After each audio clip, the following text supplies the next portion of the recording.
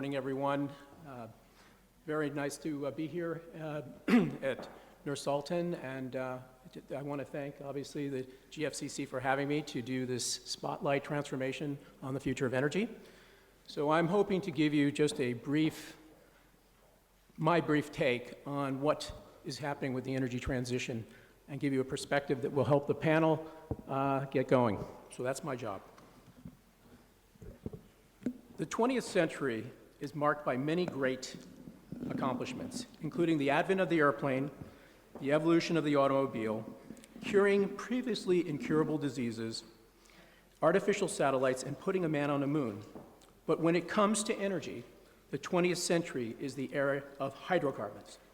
Hydrocarbons have supported the development of the world economies like none other, enabling cities to be built out of the desert and supporting economies of great cities around the world, including the great city of Nur-Sultan.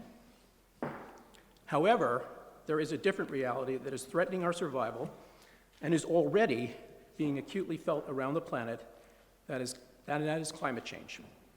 Early symptoms of this great challenge are in clear view as the polar caps melt and cause ocean sea level rise, threatening coastal communities around the globe. Wildfires burn out of control in places like California, devastating communities and their ecosystems.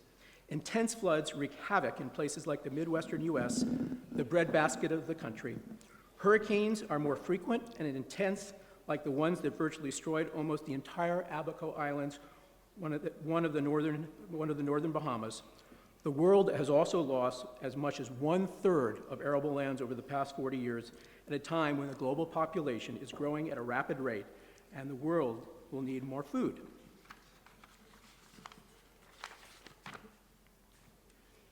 One of the great challenges of addressing climate change is that there is a lot of inertia to overcome with positive impacts of hydrocarbons, including its importance in supporting industry that has created thriving middle classes in much of the globe. To wean off such a dependence is not trivial, so we continue to see emissions going up, particularly in emerging growth countries, which you can see on the far right where it says other, as well as in China and India and other fast-growing nations. Another great challenge is the way energy is produced and consumed, and it needs to be addressed broadly across all sectors, including energy supply, transport, buildings, and industry. With regard to developing clean energy supply, it needs to have economies of scale and vast amounts of storage and intelligence to be able to manage the intermittency. Solar and wind are intermittent. As regards transport, electrification involves developing entirely new supply chains and more robust electrical infrastructure services and smart systems to support EV adoption and reliability in an increasingly complex car-sharing economy. With regard to buildings, the electrification of heating, ventilation, air conditioning, HVAC, is an enormous challenge, one with no easy solutions. Also, using sustainability building materials has not yet reached significant economies of scale, and while buildings have become increasingly intelligent, to truly optimize building energy performance while maximizing comfort, there's still a long way to go. And as regards industry, supply chains using sustainable materials are still very expensive and often don't really compete with mainstream alternatives. Also, lowering carbon emissions and creating carbon-to-value solutions is still in its infancy.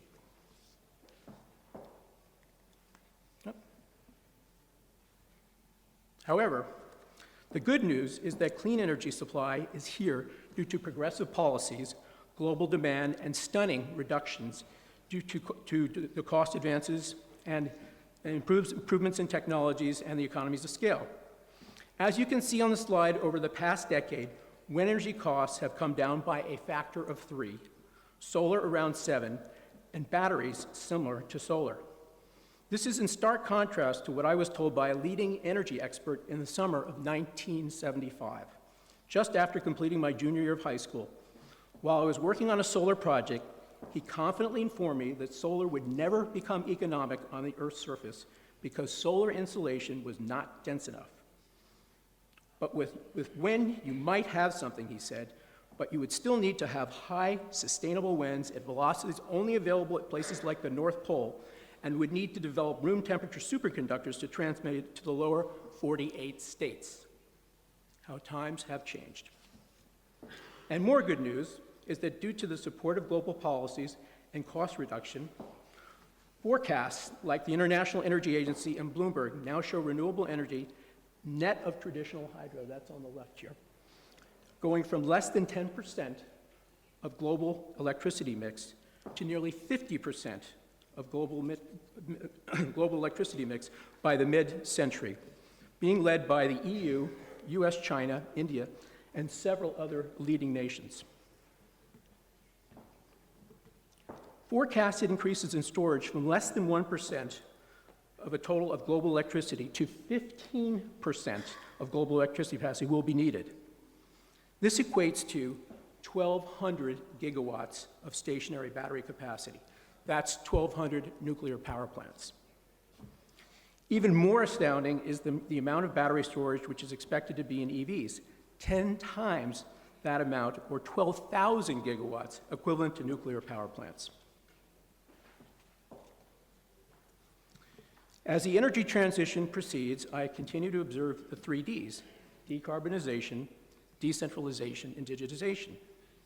As regards decarbonization, through the United Nations, the world came together in 2016, and over 190 countries signed the Paris Climate Accord, agreeing to limit GHG to help prevent global temperature rising 2 degrees above the pre-industrial temperatures, and doing what they can to hit targets to stop catastrophic climate change. Also, as one looks at the decarbonization around the world, one can just look at the automotive industry alone. To see the transformation to electrification of one of the world's largest industries, and as the supply chain builds and demand grows, there will be increasingly new models of cars with increased range. Electric city buses are expected to largely replace conventional ones, most notably in China, the European Union, and the US. And delivery vehicles will become increasingly electrified as they approach cost parity with petrol ones. Decentralization. Affordable, decentralized, and distributed energy was not an option for residential, commercial, or industrial customers in previous years.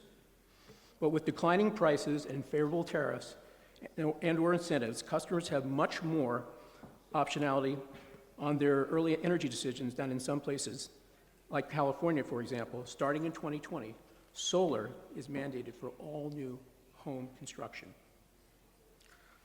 Which brings us to the last D, digitization. With digitization, consumers can control and make energy choices with their fingers on their mobile devices. Consumers, who also become prosumers, sell their own power, will have the ability to decide whether or not they want to buy or sell power, what type of power they want to purchase or sell, who they want to buy it from and sell, and at what price.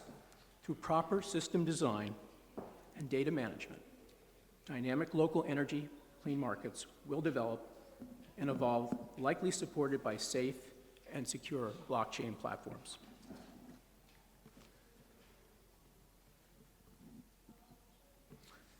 And the traditional way of providing energy from central source to various customers will give way to a much more multidimensional, interdependent network.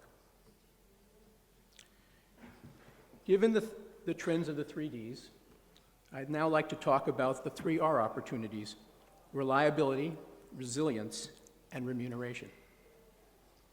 Reliability. To make the multi-dimensional energy network reliable, one can draw on an incredible engineering capabilities of the traditional, more centralized system and provide that skill set and discipline to evolving multi-dimensional networks to make it even more reliable and secure using the latest digital electronic sensors, artificial intelligence, and machine learning tools not previously available to the old traditional one-way networks. Resilience. Resilience opens up the opportunity to create new jobs supporting the changing infrastructure of the new energy economy that provides benefits across economic stratas while making it more secure against threats like cyber attack and help reduce the impact of climate change, including reducing the effects of severe weather locally, as well as contributing to the overall reduction of GHG globally. Remuneration, or the financial reward, opens up the opportunity to attract collaborations to create market-based mechanisms that will drive the market to continue to innovate, evolve, and grow, all supporting the multidimensional network of the 3 Rs. So in order to make the new clean energy economy work, all sectors will need to work together and borders will need to go away. For example, EVs bring together the collaboration of electric utility and automotive industries as more EVs are produced and more electric infrastructure is needed to support their growth. Even some progressive oil companies are becoming part of that collaboration.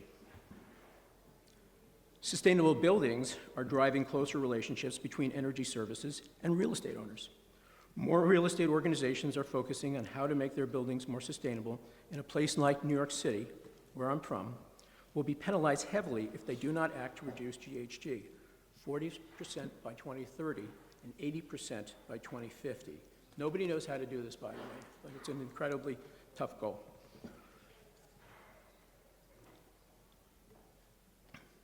Corporate sustainability goals are driving industrial players to own and procure energy assets. Many of the global tech leaders have or are continuing to invest heavily in clean energy assets, and in a few cases have achieved utility status.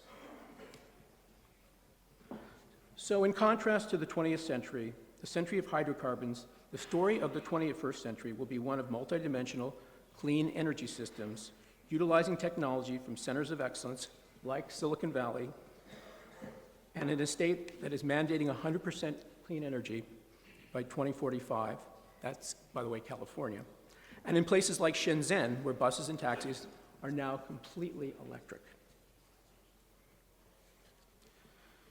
So in closing, while like most others, I'm very worried about climate change, I'm also more enthusiastic than ever before about the types of entrepreneurs that we at Braemar are backing or helping to lead the energy transition, as well as the flow of new innovators who will continue to drive the energy transition and address climate change, the greatest challenge of our era. Thank you.